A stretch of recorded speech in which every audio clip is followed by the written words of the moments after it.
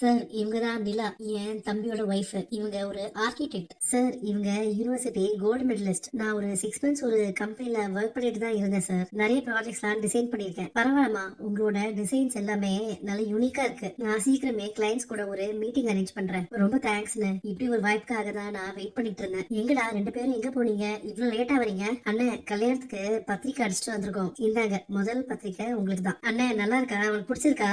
நல்லா இருக்குடா. எதுக்குப்பா நிலா இந்த பத்திரிக்கை எல்லாம்? கோயில வச்சு சிம்பிளா பண்றதா தானே பேசிட்டு இருந்தோம். நம்மளே கம்மியான ஆட்களை தான் கூப்பிடுறோம். அவங்கள சும்மா போய் கூப்பிட முடியாதுல. இல்லடா, பத்திரிக்கை அடிச்சு சாப்பாடு போடுற அளவுக்கு செஞ்சா நிறைய செலவாகும்ல கல்யாணத்துக்கு. அண்ணன், அது எல்லாத்தையும் நாங்க பாத்துக்கிறோம். நீ மாப்பிள்ளையே வந்து நில்லு, அது போதும் எங்களுக்கு. ஒண்ணுனா நீ எப்படி ஓடி வர, என்னெல்லாம் செய்யற? இப்போ உன் கல்யாணத்தை நாங்க எல்லாரும் எடுத்து நடத்த மாட்டோமா? சந்தா, உங்க சைடு நீங்க எப்படி ட்ரெஸ் பண்ணுவீங்களோ அந்த ட்ரெஸ் வெரைட்டி எல்லாமே இங்க இருக்கு. கல்யாணத்துக்கு நீங்க எப்படி saree வாங்குவீங்களோ அதே மாதிரி இங்க எடுத்துக்கலாம். எனக்கு எங்க ஸ்டைல்ல saree வேண்டாம். எனக்கு நீங்க எல்லாரும் கட்டுற மாதிரி அந்த மாடல் saree தான் வேணும். அதுவும் அங்க இருக்குல்ல அந்த மாதிரி. எனக்கு பட்டு saree கட்டிக்கணும்னு ரொம்ப ஆசை. அந்த புடவை வேணுங்க. இது நல்லா இருக்குல்ல? இந்த புடவை சூப்பரா இருக்கு சந்தா. நிலா, உனக்கும் saree எடுத்துக்கோப்பா. சோழன், இது நல்லா இருக்கா? இது நல்லா இருக்குல்ல? அண்ணா வா, உனக்கு பட்டு வேட்டி சட்டை எடுத்து